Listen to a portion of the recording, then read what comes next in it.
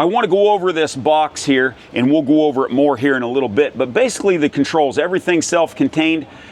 This is the hydraulic fluid. It's halfway full typically. If you fill it too much in the beginning, it can overflow as it works the air out. So we try to put it about halfway and then tell you to run it a while and then fill it up later. All your controls and your valves are here. There's two different styles of valves that we're using. Some of them have this clockwise valve, and it tells you here which control you're on, 1, 2, 3, 4, 5. And this is a 2025 model trailer, so it has this splitter valve up here. When this valve is back, the hydraulics lift the centers up and down. When this lever is forward like that, then it runs these two cylinders right here. It's a split control. So when you're running your centers, you'll put this here on 2 because this says number 2 center, and then you can either run one set of cylinders or the other set depending on where you have this lever right here. There's only 4 things on the 24 and previous trailers that you absolutely have to remember before you get started. There's only 3 things on the 25 models that we're producing now. The first thing is on the 24 and previous, there's 2 handles you had to pull. And I remind everybody when we go over a trailer with them when they're picking it up, is you have to pull those handles before you get started, before you can lift the centers up and down.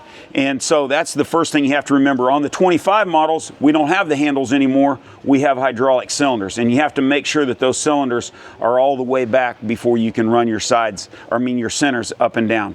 That's the first thing. The second thing on the previous trailers you had to remember was before you can operate the sides, we had a safety stop here, and you had to make sure it was unlocked and that it dropped down.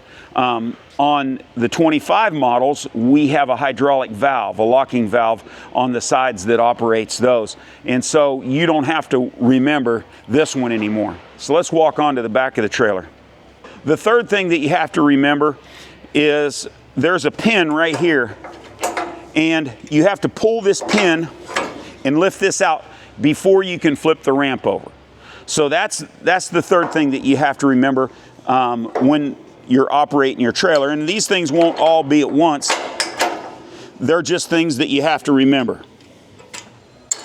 Okay, the fourth thing that you absolutely have to remember is there is slides here. So you pull this pin, and when you slide this forward, then when that center deck comes up, it lifts the deck on the ramp up with it. And so you have to remember to slide that forward. But if you slide that forward, this pin will be in here. You have to pull this pin out and drop it down. If you don't pull that pin out, when this comes up, it will bend that pin. So that's the fourth thing. So that's number 4. You have to pull these pins out before you can lift the center decks up. And then after you pull them out, once these decks are up, you lift this handle up like this. You lift this up and put the pin back in and put this in, and that supports the ramp on the back. Okay, so let's get this thing rolling, and what we're gonna do is we're gonna put this thing in hay mode. We've already got one side in. We've got our pin out, so we're gonna lift this side up. So what we're gonna do now is I have to pull these cylinders back like we just talked about. And on these trailers, we have a splitter for the center valve. Eventually, once we use up all of the normal valves, we won't split a 5-way valve. We will have a 6-way valve. But so regardless of which trailer you have, you may or may not have this splitter valve here. So what I'm gonna do is I've got this forward, so that means it's gonna run these cylinders, and I'm gonna pull that back. So now we have our valves back, and I'm gonna turn my splitter forward. It's still on the center control, and I'm gonna lift these up.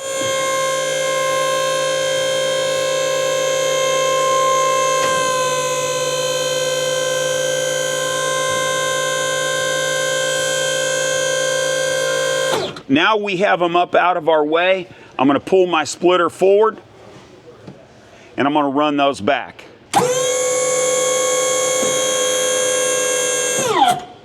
And I'm gonna lift this arm up and put this pin back in. And this pin is gonna hold this support arm up. So now that I have my supports up, have all my pins in, I'm gonna walk to the front. I'm gonna set the center decks down on the plates all the way down through there. and then I'm going to lift my sides up.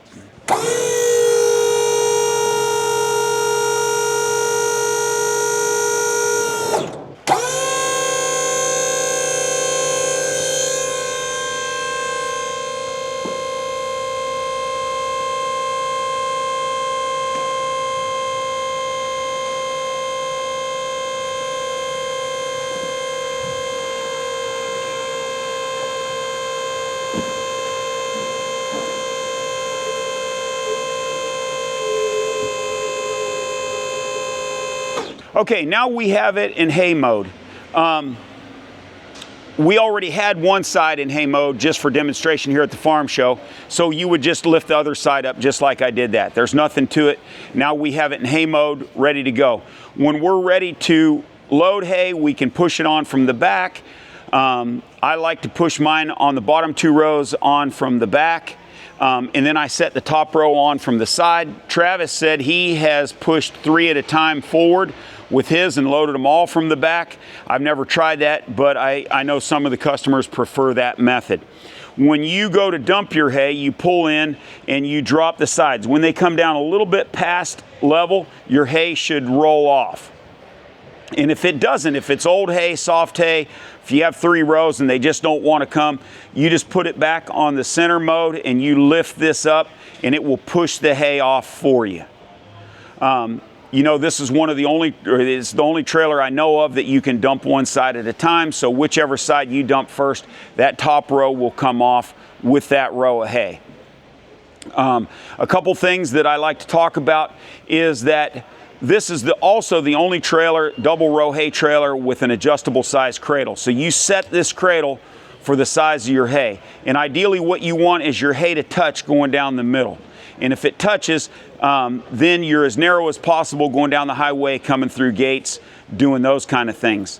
When you're operating your trailer, you'll find that most of the time you leave the sides straight up. And that's okay, but you have to know that you'll be this much too wide. It's only 102 inches wide when the sides are down. This clevis tucks under. And so you're only legal with the sides down. One of the challenges when you haul 3 rows is getting the row of hay, if you have 2 rows on, getting it to get far enough away from the trailer to make room for the 3rd row. And everybody has their own little nuances about how they think is the best way to do that. What I've been told, and I've never tried this, what I've been told by some of the customers who unload on level ground, and that's where your challenge is. If you unload on a slope, your hay just rolls right off with no trouble. Is they prefer unloading the uphill side first, so that the first row of hay drops right here beside the trailer. The second row of hay will stay on the trailer, and then they can lift their side up, pull forward, and drop that row of hay just as neat as their first row came down. And then you can drive forward, do a U-turn, come back, and dump the other side. I've never tried that, but I've been told that works very, very well with our gooseneck trailers. Okay, now I'm going to go from hay mode to flatbed mode. The first things we want to do is we want to set our centers down, and then we can lift our sides and we can run with our sides straight up or straight down to open and close the ramp. If you're going to load a tractor with duals or something wider than the trailer, you want to make sure your sides are down when you swing the back out of the way. So let's get started. Okay, so what we're going to do now is we're going to reverse everything that we just did. So the first thing I'm going to do is make sure this is on center, and I'm going to lift this up. It's going to lift my centers up.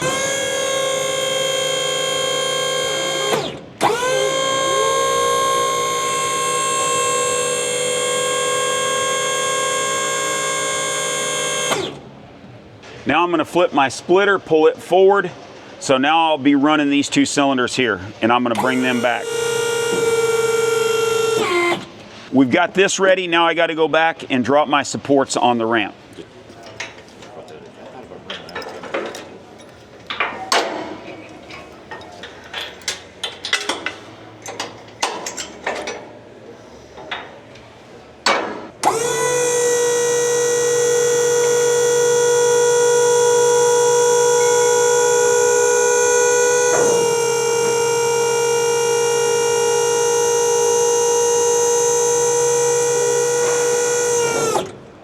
Now I'm going to put the pins back in so that when we flip the ramp over, they don't flop open.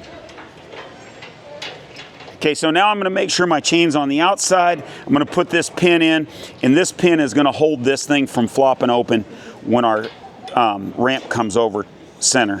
Then I have to pull these pins and pull my slides back. These handles are a change for 2025. We think they're going to work okay. We've been looking for a way to do that for a while.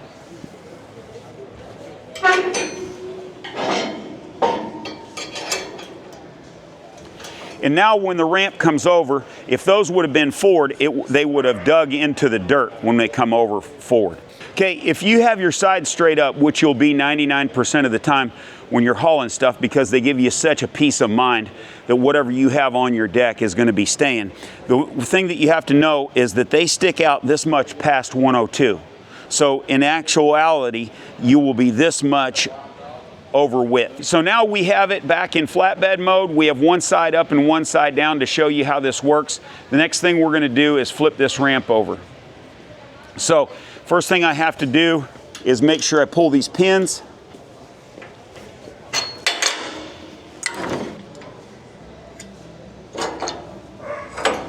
So now we have our slides loose from here. If we were going to load a tractor with duals, we'd want to make sure this was out here at 90 degrees so that when it drives on, it doesn't get in contact with anything. If it's going to be narrower than this, your sides can be up and you don't have to swing them so wide. So now what I'm going to do is go to the front. I'm going to put it on number 5 or open the switch for the ramp, and I'm going to hit the up button. And this seems opposite of what it would be. We're going to put the ramp down, but I'm going to hit the up button. And the reason I'm going to do that is that pump has a lot more pressure on the A port than it does the B port. So that's why it's kind of opposite on there. That's the only thing that doesn't make sense or seem common sense on these trailers is the hydraulic control is we go up to put the ramp down. So I'll do that.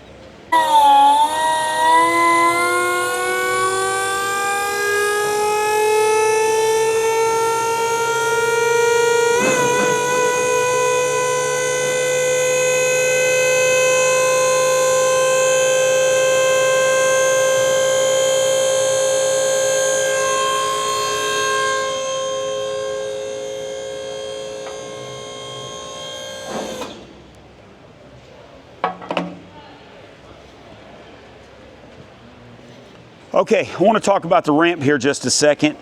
If you're going to load a tractor wider than the trailer with duals, for instance, you want to make sure that your sides are down, and this has to be extended out here about 90 degrees so that when it drives on, it can clear it, and this won't be in the way.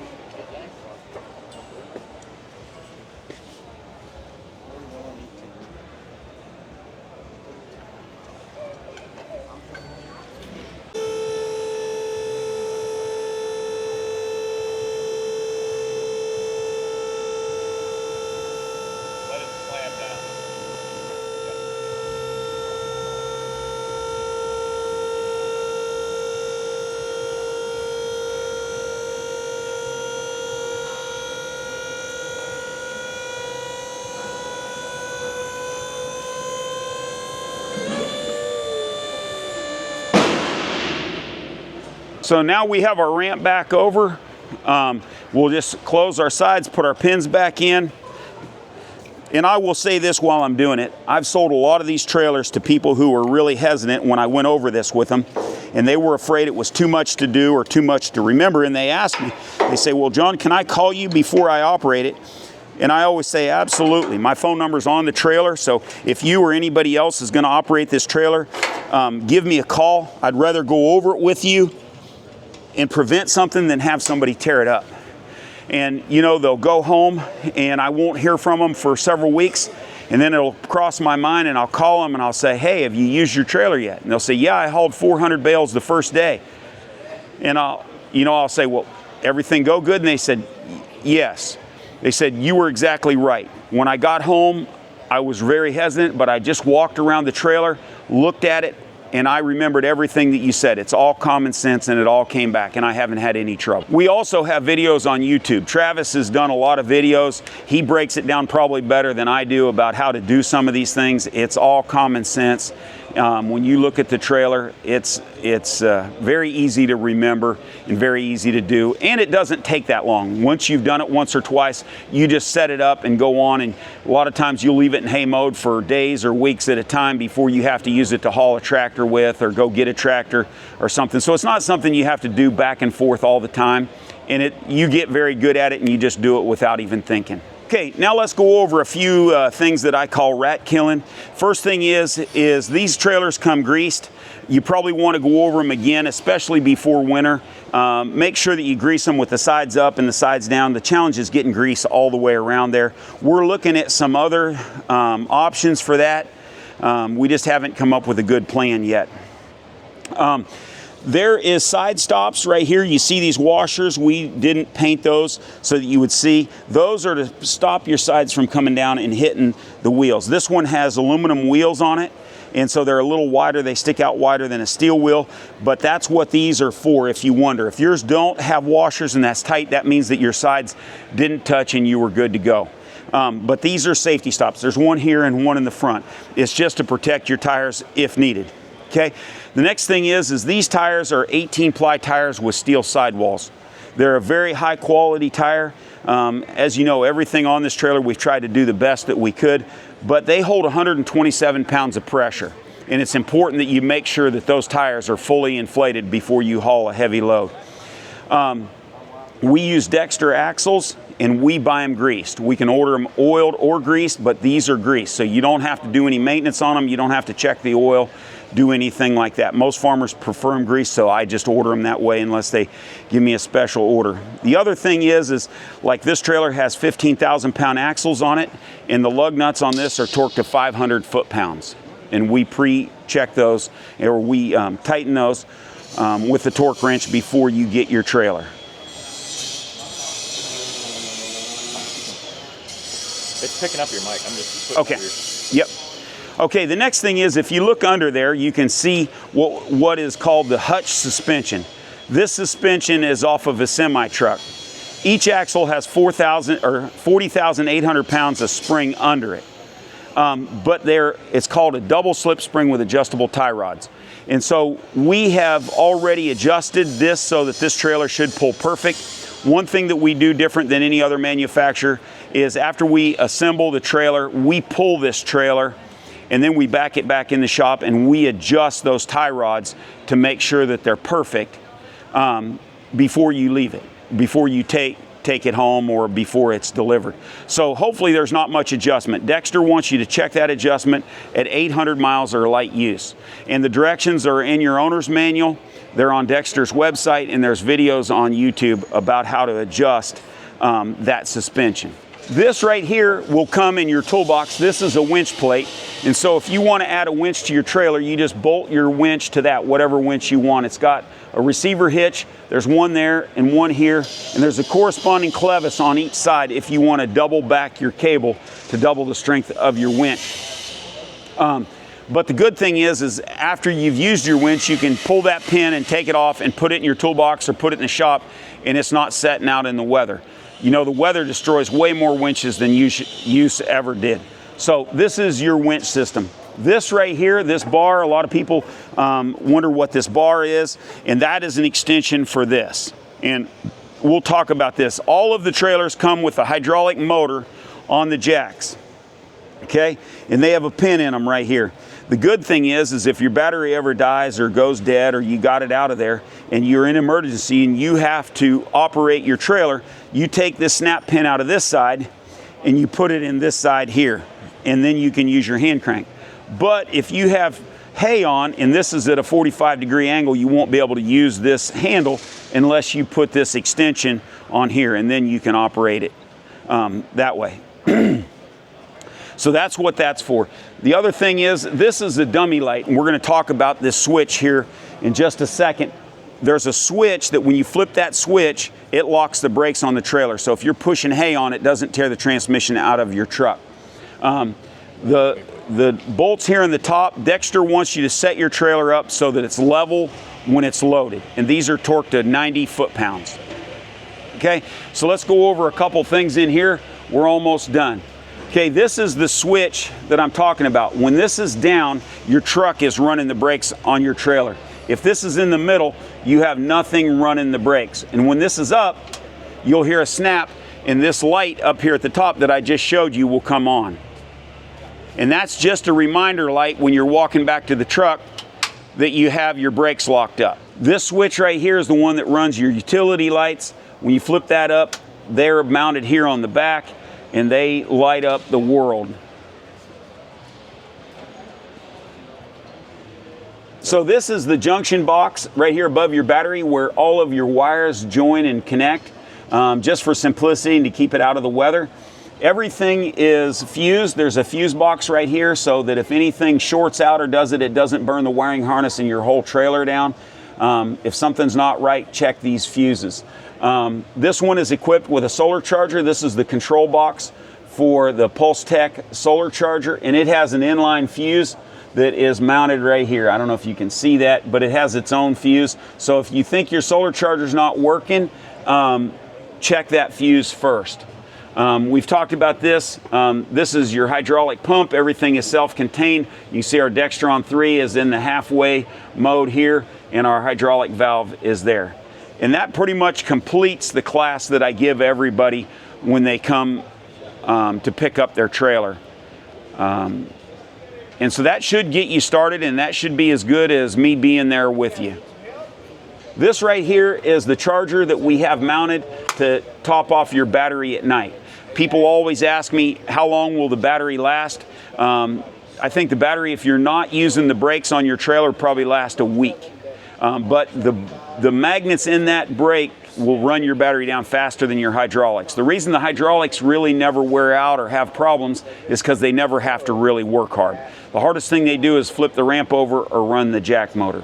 But at night, when you come in, if you just plug an extension cord in there, that will top your battery off in a few hours. And you can leave it plugged in all the time. It will shut off once your battery's done. It has a little fan. You can hear that fan running. So that's it. Spare tires mounted here. This is the solar charger plate mounted right up here.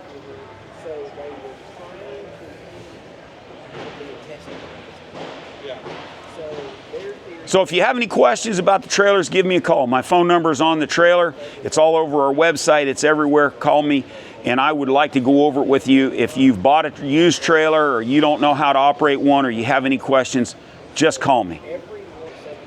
Smile. Learn more on our YouTube channel, Facebook, or at agmultitrailer.com.